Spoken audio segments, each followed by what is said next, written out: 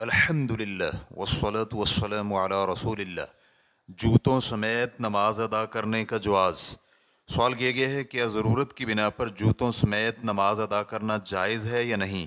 الجواب بعون اللہ سبحانہ وتعالی، جی ہاں ایسا کرنا جائز ہے، کیونکہ نبی علیہ الصلاۃ والسلام نے جوتوں سمیت نماز ادا کی ہے۔ صحیح میں ہے کہ ابو سعید خدری رضی اللہ عنہ بیان کرتے ہیں، رسول اللہ صلی اللہ علیہ وآلہ وسلم نے ہمیں نماز پڑھائی تو آپ نے جوتے پہنے ہوئے تھے۔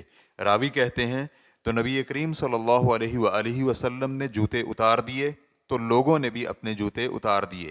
پھر جب نبی علیہ الصلاۃ والسلام نے نماز سے سلام پھیرا تو لوگ کہنے لگے، اے اللہ کے رسول، ہم نے آپ کو جوتے اتارتے ہوئے دیکھا تو ہم نے بھی اپنے جوتے اتار دیے۔ تو رسول اللہ صلی اللہ علیہ وآلہ وسلم نے فرمایا، میرے پاس جبریل امین تشریف لائے اور مجھے بتلایا کہ آپ کے جوتوں میں گندگی لگی ہوئی ہے، تو میں نے جوتے اتار دیے۔ لہٰذا جب تم میں سے کوئی ایک مسجد میں آئے تو وہ اپنے جوتے دیکھے، اور اگر وہ اپنے جوتے میں کوئی گندگی وغیرہ دیکھے تو اسے زمین کے ساتھ رگڑ لے، مٹی ان کے لیے پاکیزگی ہے۔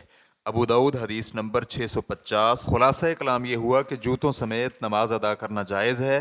حدیث میں ہے کہ یہودیوں کی مخالفت کرو، تم اپنے موزوں اور جوتوں میں نماز ادا کیا کرو۔ ابو داؤد حدیث نمبر 652۔ لیکن شرط یہ ہے کہ جوتے پاک ہوں، اور اگر جوتوں میں گندگی وغیرہ لگی ہوئی ہو تو انسان کو جوتوں سمیت نماز ادا نہیں کرنی چاہیے، اور اسی طرح جب جوتے گندگی اور نجاست سے پاک اور صاف ہوں تو پھر وہ جوتوں سمیت مسجد میں داخل ہو، اس کے بغیر نہیں۔ ریفرنس کے لیے دیکھیے فتاوی فضیلت الشیخ عبداللہ بن حمید، صفحہ نمبر 93۔ واللہ تعالی اعلم۔ اسلام کیو اے ریکارڈنگز، مؤسسۃ الشیخ محمد صالح المنجد، المملکۃ العربیۃ السعودیہ، فتویٰ نمبر 12033۔ والسلام علیکم ورحمۃ اللہ وبرکاتہ۔